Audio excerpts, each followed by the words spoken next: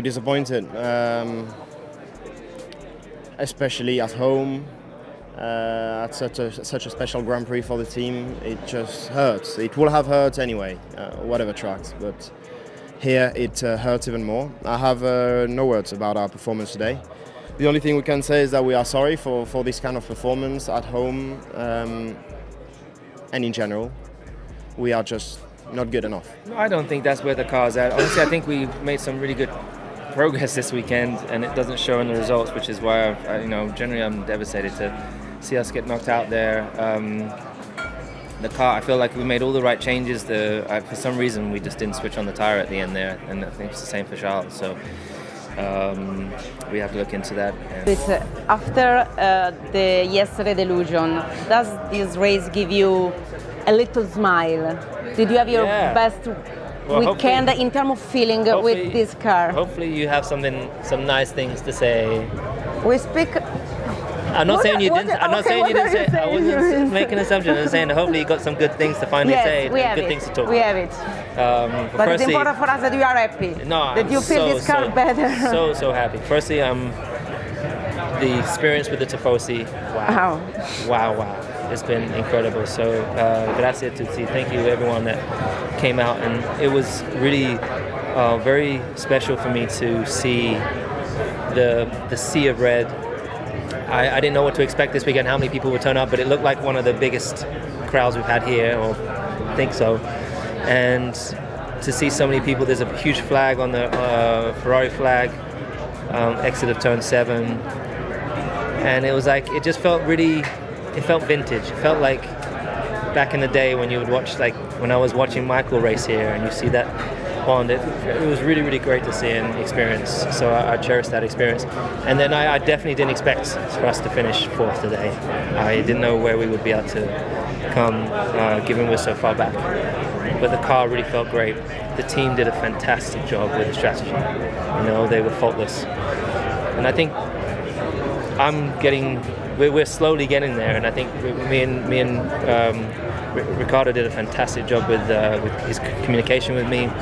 I was calm, so then I think he was calm, and the team were calm in executing the strategy, and the pit stops were awesome. So overall, mega. I was hoping for some extra laps. Obviously the safety car lost them, otherwise we could have maybe fought for a podium. Charles, I see you speaking to Pierre. You fought your heart out there, including that move on him. So from your own side today, can you be proud of what you've achieved? Proud. I mean, I was saying before the race, it was one of the races where you've got to race with the heart, and you've got to put the elbows out a little bit. And I know that when it's like this, you go very much on the limit, sometimes a little bit over. But when you're starting P11, I mean, as a driver, I just cannot accept the situation we are in, and so I took risks. I don't think that with Pierre I was particularly at fault or over the limit. I mean, it was just a racing incident and the way it was. With Alex, it was very much on the limit for sure. I thought that in the way the rules are written, I was right on the limit of those rules. Is it the case or not? I've got to check the images again, but I don't regret anything I've done. I mean, today was all about giving it all, and I knew from the moment that I didn't take the pit stop on the second safety car that it was going to be a very difficult race. Okay, you had no luck obviously with the VSC, and then what happened at the virtual safety car. You talked about asking for DRS at the end. Do you think you could have got an extra place as a team if you'd had that, or do you understand why Lewis was allowed to go and attack the I understand. I mean, my dash was a lap or two over, so I thought it was the last lap. So I was like, no way Lewis can get Oscar, but actually there was 2 or 3 laps to go. So then the team explained me, and I of course understood that the situation. And anyway, the team has asked me to let Alex by, so wouldn't have changed much. Thank you, well done. 1.4 seconds, 1.4 seconds off a podium. Yeah, it's the positive side of this is that the pace was strong from the beginning to the end. Strategy was good, well executed, and so a bit of frustration because I think that if we start the race in a better position, that we can even do better. That's the point, isn't it? When you don't even make Q3, because the setup of this I mean, it's such a difference between the race pace and the qualifying. Yeah, but it was the last 3 or 4 events. We always had this delta quali pace to race pace. That Jeddah, we were probably the fastest on track on the race, and 3 tenths off in quali. Miami, it was the same delta. This weekend, it's probably the same delta. It means that we don't have the best car, and Max was faster than us today, clearly, but we are really close in these conditions. That means that we need to do a step on the quali mode. Yeah, well, absolutely cracking drive from Lewis. Just a final question on Charles. What was the team's thinking in asking him to give the position back at the end to avoid a penalty? And he's clearly thinking maybe he didn't need to do that.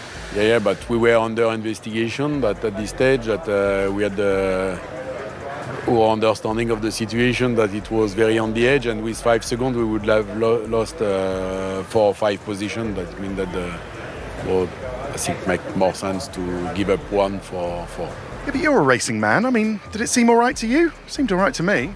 Yeah, but I had good reason to do it today. Okay. All right, thank you, Fred. Thank you. The team did a great job of getting the car in a good window. It obviously wasn't an easy session with all the red flags, the delays, and just the tyres as well were not very easy to stay on top of. So we did a good job, and felt like I found my feet nicely into Q3, and both the laps felt good, but the second one was very strong. Yeah, I mean, today was a lot more positive for us. I think I felt a lot more confident with the car. Just a lot more promising actually, and from that side I think we did a very good job. The only problem is that, of course, this weekend we ran 1 step softer on the compounds, and I think that actually hurt us a little bit. Just tires overheating too much when I really wanted to go for it. So sector 1 was good, but then I just ran out of tires. I feel this season I've been doing a solid job. Still feel there's room to improve with myself, but my goal is to get the best result possible week in, week out, and I think there's probably only been two sessions this whole season where I felt that I could have done a better job. That wasn't in Miami, so probably in Japan where I felt I underperformed. Miami, I was just off the pace, but P3 again was a maximum. Not quick enough, that's all. Not quick enough because you pushed too hard or you made some mistakes? No idea, the lap time just doesn't come. I just same answers every weekend. I mean, it's a regular thing, so I feel better until I get to it. Obviously just need to work on it a lot. It's just not good enough. I think it's a little bit better than expected. Both cars in Q3, and the car felt competitive. So yeah, let's see tomorrow. Definitely the new parts that we brought here, they are performing well. We saw yesterday when we tested them, and today is a confirmation. At the same time, we need to keep the feet in the ground. Maybe Imola is a good track for us, and we need to wait for different tracks. But happy for the team, proud of them, and they've been working hard. And this upgrade, hopefully brings some motivation to the team. Very pleased today. Honestly, I fell at one with the car in a very high confidence track, and I managed to do some very strong laps. Unfortunately, our strongest lap then came in Q3. We struggled a lot today. I felt a lot more comfortable with the car yesterday. I think we were forced into making a couple of setup changes, which we didn't really want to do. But we just settled in with a car that was okay, but I didn't feel as comfortable as I did on Friday. So honestly, a little bit of damage limitation, it felt like. Just really struggled to, I couldn't really extract any grip out of the tires, and it was difficult out there. Especially, compared to FP, was a lot different, and I struggled to get into the rhythm and to find the grip out there. And of course, it's a shame to come away with P13 because obviously it's difficult to overtake here. Well, very happy to be back in Q2. For us, it's a bit of it was not the easiest weekend so far. We had clean sessions all the way, but it's not like Miami that we knew that we had the potential to go to Q2 with quite a good advantage. Today was properly a difficult one to go, and just happy to be in Q2 again, extract a lot from the car. Obviously, I think a lot of things played on our side as well through this quali session, but doing a clean job and doing a good job put us in Q2, and just happy to be back. Yeah, it was just a pity. The team has been doing a great job. The car was very competitive. we found a lot of pace from P3 to Q to quali, and yeah, it's just pushing to the limits and very tight margins here in Q1 and Q2. So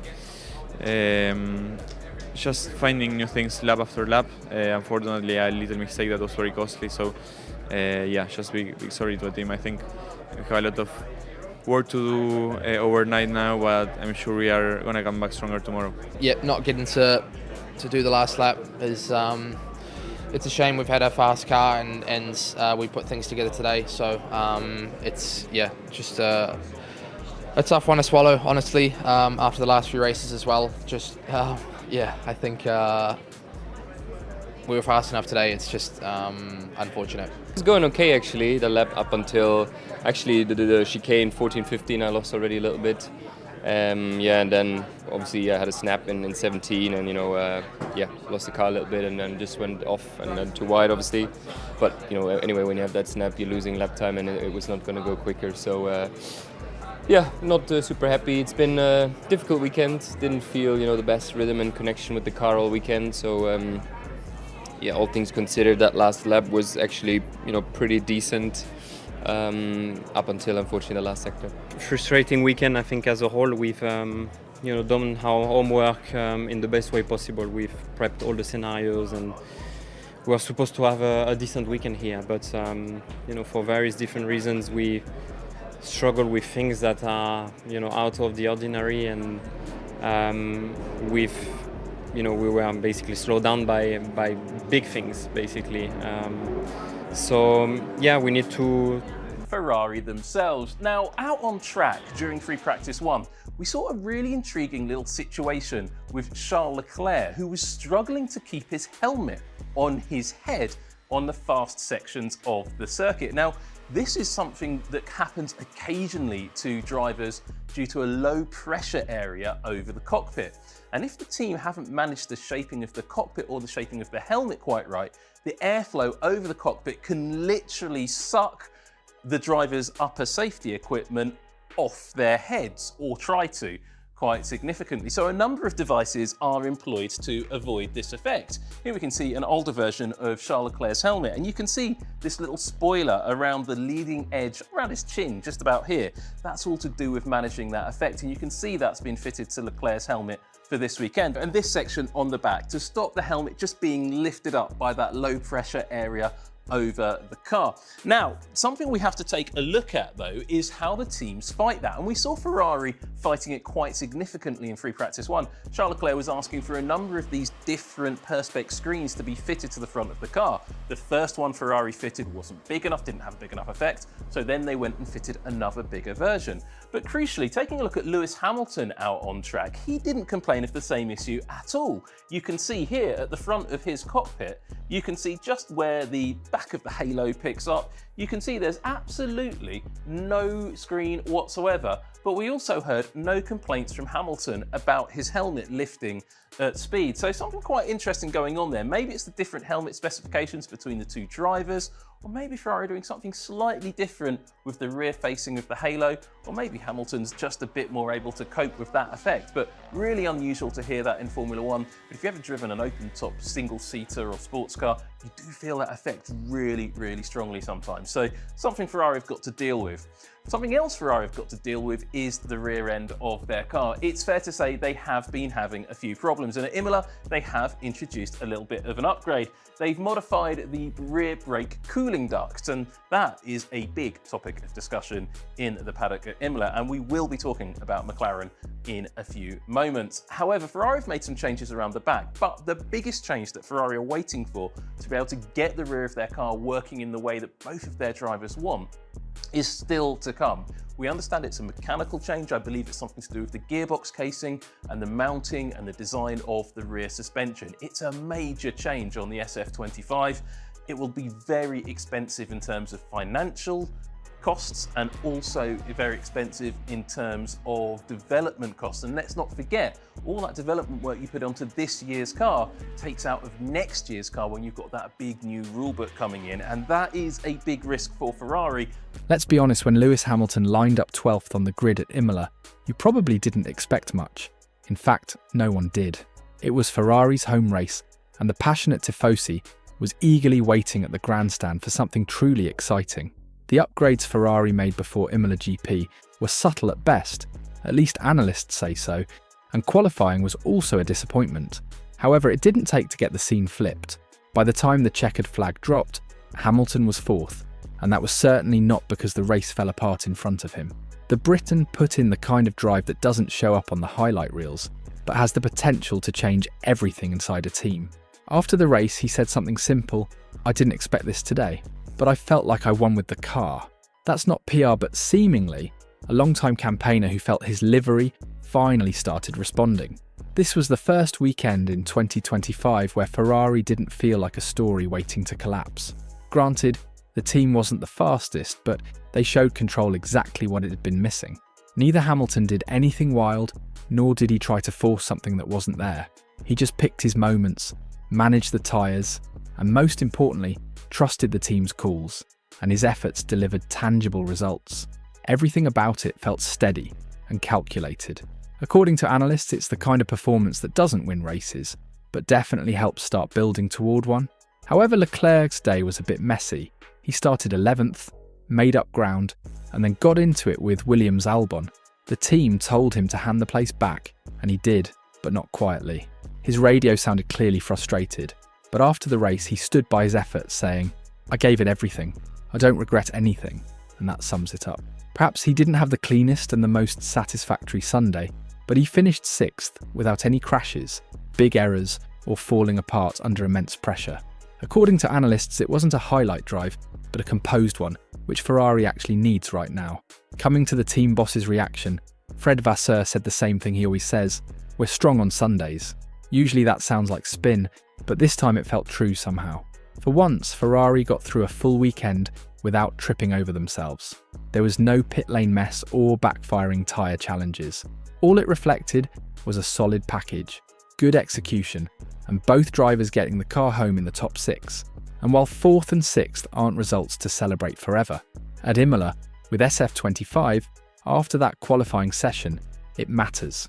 Well, now back to Ferrari's upgrades. Apparently, they didn't bring anything wild, just a new rear wing, a revised beam wing, and a few tweaks on the floor edges. These little tweaks perhaps worked, finally.